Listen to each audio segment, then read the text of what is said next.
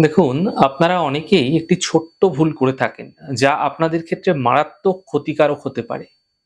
আপনারা আপনার গৃহে অনেকেই কিন্তু গণেশজির শোপিস রেখে থাকেন, গণেশজির মূর্তি রেখে থাকেন।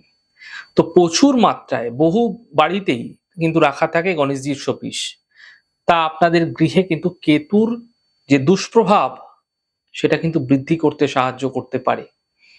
দেখুন, আপনারা যদি ভগবান গণেশের পূজা অর্চনা করছেন, তাহলে অবশ্যই গণেশজিকে আসনে রেখে তাকে পূজা উপাসনা করুন। এতে কোনো বড় সমস্যা নেই। কখনোই কিন্তু গণেশজির শোপিস গৃহে রাখুন। কিন্তু মাথায় রাখবেন, অতিরিক্ত মাত্রায় গণেশজির শোপিস আপনাদের ক্ষেত্রে হানিকারক হতে পারে। অতিরিক্ত গণেশের শোপিস আপনার বাস্তুর ক্ষেত্রে অবশ্যই বিশেষভাবে ক্ষতিকারক হয়ে থাকে। দেখুন, ভগবান গণেশ মুখ্যত বুদ্ধির দেবতা। বুদ্ধি ব্রেন দ্বারা নিয়ন্ত্রিত হয়।